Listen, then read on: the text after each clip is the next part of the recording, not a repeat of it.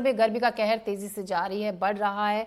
कई जिलों में 40 डिग्री के पार तापमान पहुंच चुका है। मध्य प्रदेश के कई जिलों में लू चलने का अलर्ट है। रायपुर, बिलासपुर में तापमान 40 डिग्री के पार पहुंच चुका है। अगले 2 दिन में 3 डिग्री तक बढ़ सकता है तापमान। तो मौसम विभाग के मुताबिक आने वाले दिनों में गर्मी और से दम ढाएगी। तापमान में बढ़ोतरी हो रही है। 2 से 3 डिग्री सेल्सियस मौसम में तापमान में इजाफा हुआ है। मौसम गर्म हो रहा है।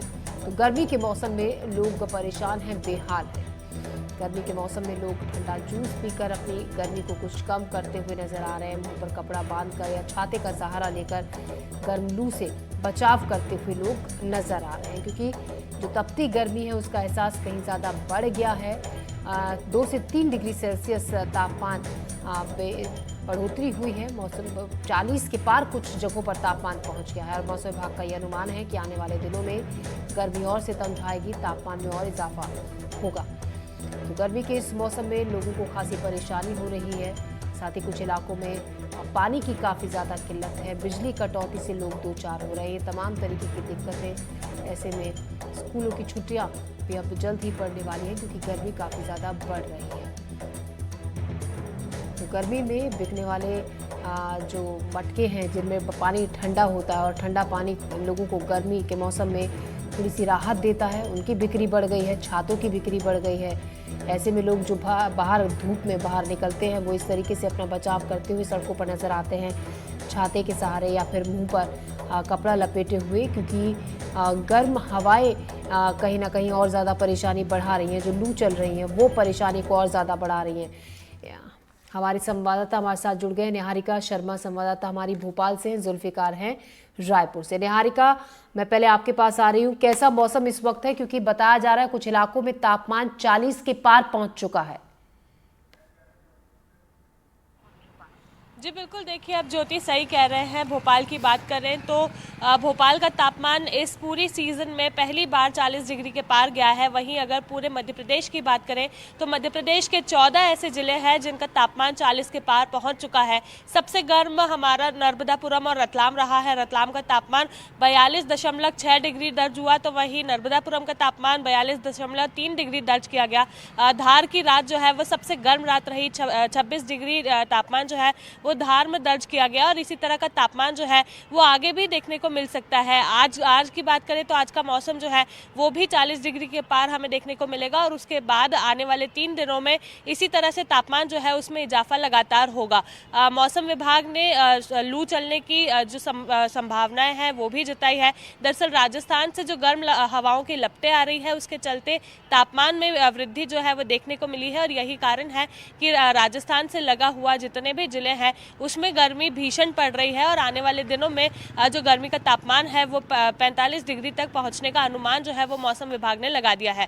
मौसम विभाग का कहना है कि अपने आप को सभी लोग सेफ रखें, पानी जो है उसका ज़्यादा इंटेक करें ताकि हमारी बॉडी हाइड्रेटेड रहे और किसी भी तरह की बीमारियों से हम बच सके। चूँकि लू चलने की भी संभावनाएं जताई है तो उनका ये कहना है कि दोपहर 12 बजने के बाद और शाम को 5 बजने के पहले ज़रूरत पड़ने पर ही बाहर निकले, अन्यथा सभी लोग अपने घर में रहें और स्वस्थ रहें। और उनके साथ ये भी कहना है कि नर्मदापुरम और रतलाम के साथ उन्हीं के आसपास के जितने भी जिले हैं वहाँ पर गर्मी का जो अभाव है वो ज़्यादा रहेगा और इसी के चलते उन्हें भी सेफ रहने की जो संभावना है, सेफ रहने की जो एडवाइस है वो दी गई है। मौसम विभाग ने एडवाइजरी जारी करते हुए ये भी कहा है कि अगर किसी को भी 3 दिन से ज़्यादा बुखार रहता है और उनका जो शरीर है वो तपता है तो तुरंत डॉक्टर से संपर्क करें, चूँकि लू के आसार फिलहाल ज़्यादा बढ़ गए हैं। पिछले 3 दिनों में भोपाल में बारिश भी हुई थी जिसके चलते भोपाल के तापमान में गिरावट देखने को मिली थी, लेकिन बारिश बंद होने के बाद एक बार फिर से भोपाल के भी तापमान में वृद्धि हुई है। भोपाल का तापमान 40.5 डिग्री दर्ज किया गया था और आने वाले 3 दिनों में ये तापमान जो है 43 डिग्री के पार पहुंचने की संभावनाएं जताई गई है। निहारिका, हमारे साथ जुल्फिकार भी बने हुए हमारे संवाददाता रायपुर से। जुल्फिकार, रायपुर में क्या है हाल मौसम का? धूप में खड़े रहना कितना मुश्किल हो गया है अब, क्योंकि तापमान धीरे धीरे बढ़ रहा है। बिल्कुल, धूप में खड़े होना बेहद मुश्किल है और मेरे लिए नहीं सभी के लिए, क्योंकि इसीलिए भी एडवाइजरी जारी की जाती है कि जब टेम्परेचर 40 डिग्री से ज्यादा है तो लोगों को एहतियात बरतनी होगी और अब हमें पहले से हटकर निकलना होगा। तो राजधानी रायपुर की जो बात करें तो यहाँ पर भी टेम्परेचर 40 डिग्री पार हो चुका है और इसके पहले जो देखें तो 15 मार्च से तक विंटर के अधिकांश शहरों का टेम्परेचर 40 डिग्री के पार हो चुका था। जो टेम्परेचर है वो बिलासपुर में सबसे ज्यादा दर्ज किया गया 40 डिग्री, और उसके साथ ही रायपुर और राजनांदगांव। छत्तीसगढ़ में देखें तो 5 संभाग है जिनमें से सबसे ज्यादा अगर देखें तो बिलासपुर, दुर्ग और रायपुर संभाग ज्यादा तपता हुआ नजर आता है, और सरगुजा संभाग पूरा तप रहता है। और इसकी वजह है कि सरगुजा हो या बस्तर संभाग हो, यहाँ पे क्या सबसे ज्यादा पेड़ पौधे हैं, उसकी वजह से टेम्परेचर कम होता है। लेकिन मौसम विभाग ने जो अनुमान लगाया उसका अनुसार ये है कि अगले 48 घंटों तक छत्तीसगढ़ के अलग अलग जगहों का टेम्परेचर जो है 1 से 3 डिग्री से बढ़ सकता है। मतलब साफ है कि राजधानी रायपुर का भी टेम्परेचर 40 से 45 डिग्री हो सकता है, और इसी तरीके से बिलासपुर और राजनांदगांव जो शहर है वो वहाँ पर गर्मी रहेगी। तो इस लिहाज से छत्तीसगढ़ के अधिकांश जगहों पर तपती गर्मी से लोगों को फिलहाल राहत नहीं मिलने वाली है। अभी जो शुरुआत है ये अप्रैल का महीना है, और छत्तीसगढ़ में जिस तरीके से गर्मी होती है तो अभी पूरा अप्रैल और मई का महीना है, जिससे लोगों को झलकती हुई गर्मी का एहसास होगा, और ऐसे में लोगों को खुद एहतियात बरतनी होगी। और अभी मैं खड़ा हूँ सुबह 10 बजे का वक्त है, और तस्वीर मैं पीछे को दिखाने की कोशिश करता हूँ कि किस तरीके से तस्वीरें हैं कि अभी सन्नाटा अभी से कुछ पसरी हुई है। तो सन्नाटा पसरा हुआ है, तो उससे समझिए कि लोग अभी से ही एहतियात बरत रहे हैं। हालांकि छत्तीसगढ़ सरकार ने एक आदेश जारी किया है, उसके अनुसार जो स्कूल है उस जी स्कूलों की टाइमिंग बदल दी गई है। सुबह 7 बजे के स्कूल बंद होते हैं। अमूमन हम देखते हैं कि जी स्कूल की टाइमिंग होती है जो 9 बजे या 8:30 बजे 8 बजे से शुरू होती है, लेकिन अभी सभी स्कूलों की जो टाइमिंग है उसका 7 बजे से 11 बजे तक कर दी गई जी है, ताकि जुल्फिकार। लोगों को गर्मी से लोग बच सकें। जी, तो सड़कों पर गर्मी का असर दिखना भी शुरू हो गया है, लोगों की जो चहल पहल है वो कम हो गई है। शुक्रिया जुल्फिकार आपका और निहारिका आपका भी जानकारी के लिए, बातचीत के लिए। तो गर्मियों की शुरुआत हो चुकी है और चिलचिलाती धूप में पूरा प्रदेश झुलस रहा है। तपती धूप का असर इंसान ही नहीं बल्कि जानवरों पर भी पड़ रहा है। इसका वजह है, इसी की वजह से चिड़ियाघर के जानवर भी बेहाल हैं। और इसी बीच भिलाई के चिड़ियाघर में रुस्तम और राणा नाम के शेरों के लिए जू प्रशासन ने खास व्यवस्था की है। भीषण गर्मी में शेरों को ठंडक देने के लिए स्प्रिंकल सिस्टम की व्यवस्था की गई है। देखिए ये रिपोर्ट।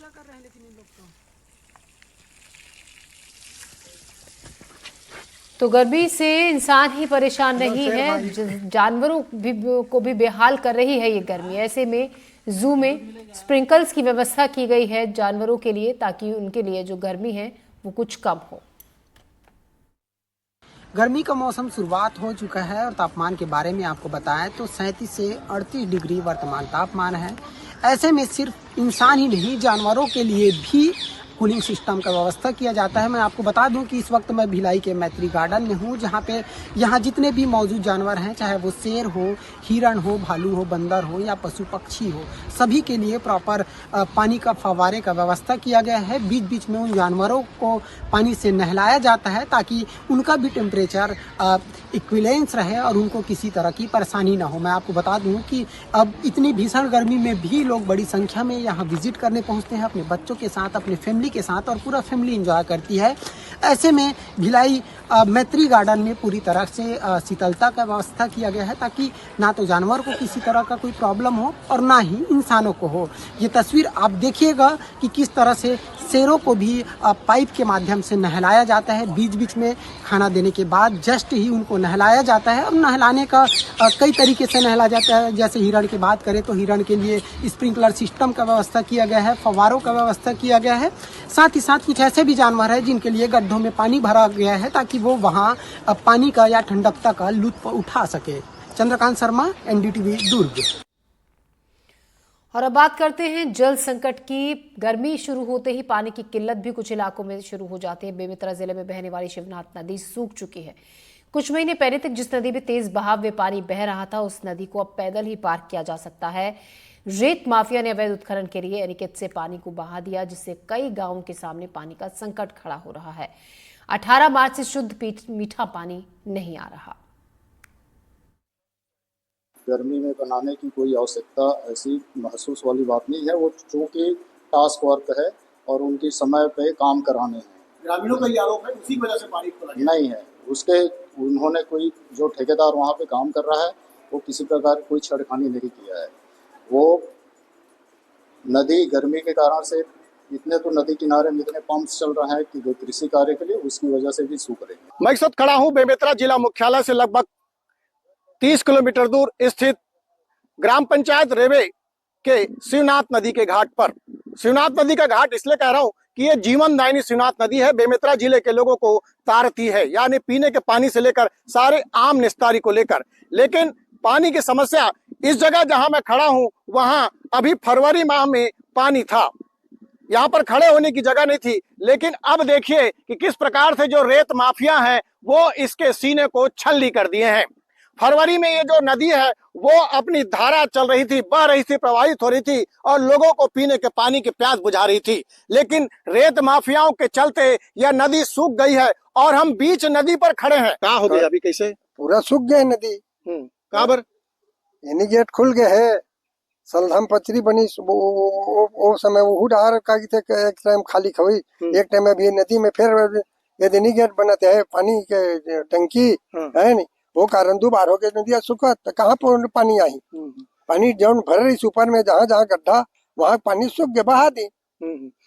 अभी तो स्थिति देखते हुए भैया मेरे को तो ऐसा लग रहा है बूंद बूंद पानी के लिए तरसना पड़ जाएगा, क्योंकि हमारा जो स्रोत है, गांव का स्रोत पीने के लिए पानी का है ना, मुख्य स्रोत नदी से ही है। नदी में बूंद भर पानी नहीं है तो फिर जमीन में कहाँ से पानी आएगा, गांव में कहाँ पानी पहुंच पाएगा भैया? कारण क्या लगता है? अभी गर्मी शुरू नहीं हुई, पानी खत्म पूरा बच गया।